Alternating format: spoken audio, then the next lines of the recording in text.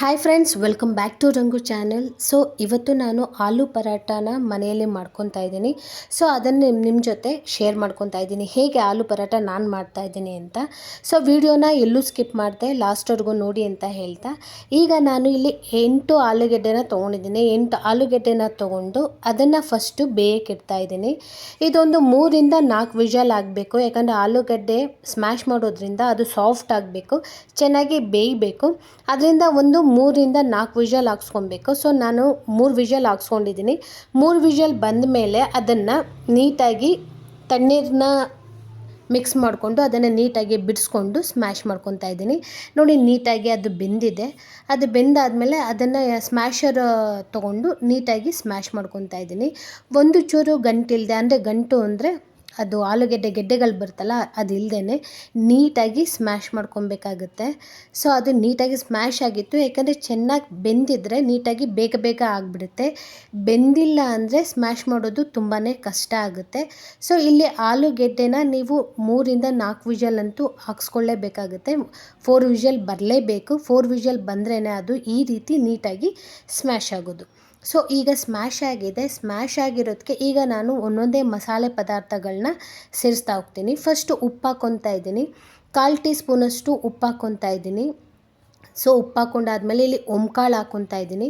ಓಂಕಾಳನ್ನ ಸ್ವಲ್ಪ ಅದನ್ನು ಅಷ್ಟೇ ಹೀಗೆ ತರಿ ಮಾಡಿ ಹಾಕ್ತಾಯಿದ್ದೀನಿ. ಕೈಯಲ್ಲಿ ಹೀಗಂದರೆ ಅದು ಸ್ವಲ್ಪ ತರಿ ಆಗಿಬಿಡುತ್ತೆ. ಸೊ ಅದನ್ನು ಕೂಡ ಸ್ಮ್ಯಾಶ್ ಮಾಡಿ ಓಂಕಾಳನ್ನ ಮಿಕ್ಸ್ ಮಾಡ್ತಾಯಿದ್ದೀನಿ. ಸೊ ಓಂಕಾಳು ಆದಮೇಲೆ ಇಲ್ಲಿ ನಾನು ಸ್ವಲ್ಪ ಗರಂ ಮಸಾಲ ಹಾಕ್ಕೊತಾ ಇದ್ದೀನಿ. 1/4 ಟೀ ಸ್ಪೂನ್ ಪೌಡರೇ ಗರಂ ಮಸಾಲ. ಗರಂ ಮಸಾಲ ಆದಮೇಲೆ ಆಮ್ಚೂರು ಪೌಡರ್ ಹಾಕ್ಕೊತಾ ಇದ್ದೀನಿ. ಅದು 1/4 tea spoon powder amchur powder ಹಾಕ್ಕೊತಾ ಇದ್ದೀನಿ. ಸೊ ಆಮ್ಚೂರು ಪೌಡರ್ ಹಾಕಿದ್ಮೇಲೆ ಸೊ ಇಲ್ಲಿ ಸ್ವಲ್ಪ ನಾನು ಖಾರದ ಪುಡಿ ಹಾಕ್ಕೊತಾ ಇದ್ದೀನಿ, ಅಂದರೆ ಅಚ್ಚ ಖಾರದ ಪುಡಿ ಹಾಕ್ಕೊತಾ ಇದ್ದೀನಿ. ಅದು ಕೂಡ 1/4 ಟೀ ಸ್ಪೂನ್ ಪೌಡರೇ ಹಾಕ್ಕೊತಾ ಇದ್ದೀನಿ. ಅಚ್ಚ ಖಾರದ ಪುಡಿ ಸೇರಿಸ್ಕೊತಾ ಇದ್ದೀನಿ. ಅಚ್ಚ ಖಾರದ ಪುಡಿ ಆದಮೇಲೆ ಇಲ್ಲಿ ಸ್ವಲ್ಪ ಕೊತ್ತಂಬರಿ ಹಾಕ್ಕೊತಾ ಇದ್ದೀನಿ.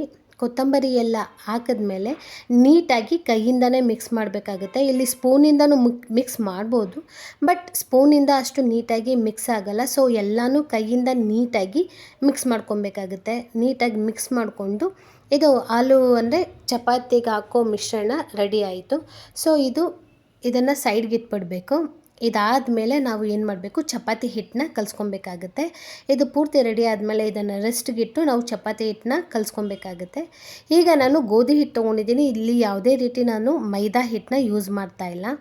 ಸೊ ಮೈದಾ ಆರೋಗ್ಯಕ್ಕೆ ಅಷ್ಟು ಒಳ್ಳೆಯದಲ್ಲ ಅಂದ್ಬಿಟ್ಟು ಸೊ ನಾನು ಗೋಧಿ ಹಿಟ್ಟನ್ನೇ ತೊಗೊಂಡಿದ್ದೀನಿ. ಗೋಧಿ ಹಿಟ್ಟಲ್ಲೇ ಹೇಗೆ ಮಾಡ್ತಾಯಿದ್ದೀನಿ ಅಂತ ನಿಮಗೆ ತೋರಿಸ್ತಾ ಇದ್ದೀನಿ. ಗೋಧಿ ಹಿಟ್ಟಿಗೆ ಸ್ವಲ್ಪ ಉಪ್ಪು ಹಾಗೆ ಸ್ವಲ್ಪ ಎಣ್ಣೆ ಹಾಕ್ಕೊಂಡು ಅದಕ್ಕೆ ಎಷ್ಟು ನೀರು ಬೇಕೋ ಅಷ್ಟು ಹಾಕಿ ಕಲಿಸ್ಕೊತಾ ಇದ್ದೀನಿ.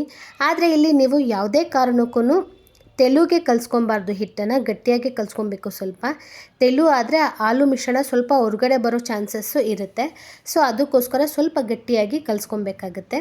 ಗಟ್ಟಿಯಾಗಿ ಕಲಸಿ ಅದನ್ನು ಒಂದು 20 ನಿಮಿಷ ನೆನೆಯಕ್ಕೆ ಬಿಡ್ತೀನಿ. ಸೊ ಎಲ್ಲ ರೆಡಿಯಾಗಿದೆ. ಅದನ್ನು ಹಿಟ್ಟನ್ನ 20 ನಿಮಿಷ ಬಿಟ್ಟು ನಾದ್ಕೊಂಡಿದ್ದೀನಿ. ಈಗ ಚಪಾತಿ ಹಿಟ್ಟು ರೆಡಿಯಾಗಿದೆ, ಆಲೂ ಮಿಶ್ರಣವೂ ರೆಡಿಯಾಗಿದೆ. ಈಗ ನಾನು ಚಪಾತಿ ಹಿಟ್ಟನ್ನ ತೊಗೊಂಡು ಅದನ್ನು ಫುಲ್ಲು ಅಗಲ ಮಾಡ್ಕೊತಾ ಇದ್ದೀನಿ, ಯಾಕಂದರೆ ಆಲೂ ಮಿಶ್ರಣ ಹಾಕಬೇಕಲ್ಲ. ಸೊ ಎಷ್ಟು ಅಗಲ ಬೇಕೋ ಅಷ್ಟು ಅಗಲ ಕೈಯಲ್ಲಾದರೂ ಮಾಡ್ಬೋದು, ನೀವು ಲಟ್ಟಿಸ್ಕೊಬೇಕಾದ್ರೂ ಲಟ್ಟಿಸ್ಕೊಬೋದು.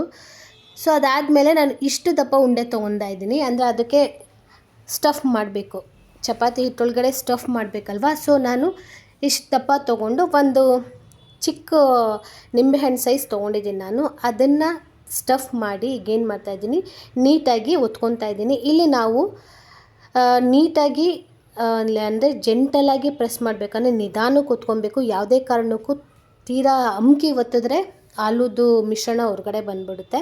ಸೊ ಸಿಂಪಲ್ಲಾಗಿ ನೀಟಾಗಿ ನಿಧಾನಕ್ಕೆ ಒತ್ಕೊಂಡ್ರೆ ನೀಟಾಗಿ ಎಲ್ಲೂ ಕೂಡ ಅದು ಏನೂ ಆಗೋಲ್ಲ, ಕಿತ್ತೋಗಲ್ಲ, ನೀಟಾಗಿ ಬರುತ್ತೆ. ನೋಡಿ, ಒಂದು ಚೂರು ಎಲ್ಲೂ ಕೂಡ ಆಲೂ ಮಿಶ್ರಣ ಹೊರಗಡೆ ಬಂದಿಲ್ಲ, ನೀಟಾಗಿ ಸ್ಟಫ್ ಆಗಿದೆ, ನೀಟಾಗಿ ಒತ್ಕೊಂಡಿದ್ದೀನಿ. ಅದನ್ನು ಏನು ಮಾಡ್ತಾಯಿದ್ದೀನಿ, ಈಗ ಬೇಯಿಸ್ಕೊತಾ ಇದ್ದೀನಿ. ಇಲ್ಲಿ ನೀವು ಬೇಯಿಸ್ಕೊಳ್ಳೋಕ್ಕೆ ಎಣ್ಣೆ, ತುಪ್ಪ, ಬೆಣ್ಣೆ ಯಾವುದಾದ್ರೂ ಯೂಸ್ ಮಾಡಿ, ಎಲ್ಲನೂ ಟೇಸ್ಟ್ ಕೊಡುತ್ತೆ.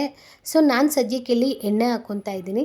ಎಣ್ಣೆ ಹಾಕ್ಕೊಂಡು ನಾನು ಬೇಯಿಸ್ಕೊತಾ ಇದ್ದೀನಿ. ಅದೇ ರೀತಿ ನಾನು ಎಲ್ಲ ಚಪಾತಿಗಳನ್ನ ಒತ್ಕೊತಾ ಇದ್ದೀನಿ, ಅಂದರೆ ಆಲೂ ಮಿಶ್ರಣ ಹಾಕಿ ಅದೇ ರೀತಿ ಸ್ಟಫ್ ಮಾಡಿ ಇದೇ ಥರ ಆಲೂಗೆಡ್ಡೆ ಚಪಾತಿ ಅಂದರೆ ಆಲೂ ಪರಾಟನ ಒತ್ಕೊತಾ ಇದ್ದೀನಿ.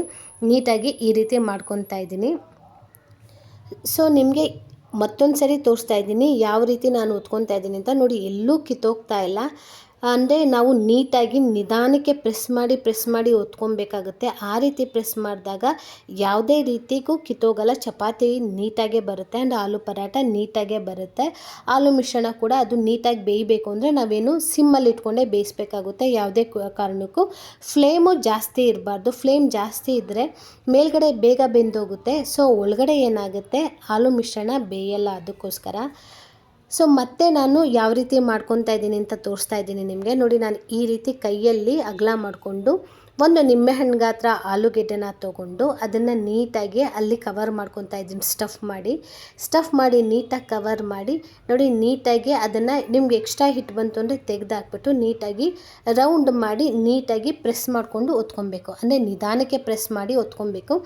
ಜಾಸ್ತಿ ಅಮುಕಿ ನಾವು ಪ್ರೆಸ್ ಮಾಡಿ ಒತ್ತೋದಾಗ ಏನಾಗ್ಬಿಡುತ್ತೆ, ಅದು ಆಲೂ ಮಿಶ್ರಣ ಹೊರಗಡೆ ಬರೋ ಚಾನ್ಸಸ್ ಇದೆ. ಅದಕ್ಕೋಸ್ಕರ ಮತ್ತೆ ತೋರಿಸ್ತಾ ಇದ್ದೀನಿ ನಾನು ಯಾವ ರೀತಿ ಮಾಡ್ತಾ ಇದ್ದೀನಿ ಅಂದ್ಬಿಟ್ಟು ನೀಟಾಗಿ ನಿಮಗೆ ತೋರಿಸ್ತಾ ಇದ್ದೀನಿ. ಸೊ ಇದೇ ರೀತಿ ಮಾಡ್ಕೊಳ್ಳೋದ್ರಿಂದ ಆಲೂ ಪರಾಟ ತುಂಬಾ ಚೆನ್ನಾಗಿ ಬರುತ್ತೆ. ಸೊ ಈ ವಿಡಿಯೋ ಇಲ್ಲಿಗೆ ಎಂಡ್ ಮಾಡ್ತಾ ಇದ್ದೀನಿ. ಈ ವಿಡಿಯೋ ನಿಮ್ಗೆ ಯಾರಿಗಾದ್ರೂ ಇಷ್ಟ ಆದರೆ ಲೈಕ್ ಮಾಡಿ, ಶೇರ್ ಮಾಡಿ, ಸಬ್ಸ್ಕ್ರೈಬ್ ಮಾಡಿಕೊಂಡು ನನ್ನ ಚಾನಲ್ನ ನೋಡಿ ಅಂತ ಹೇಳ್ತಾ ಥ್ಯಾಂಕ್ ಯು, ಬಾಯ್.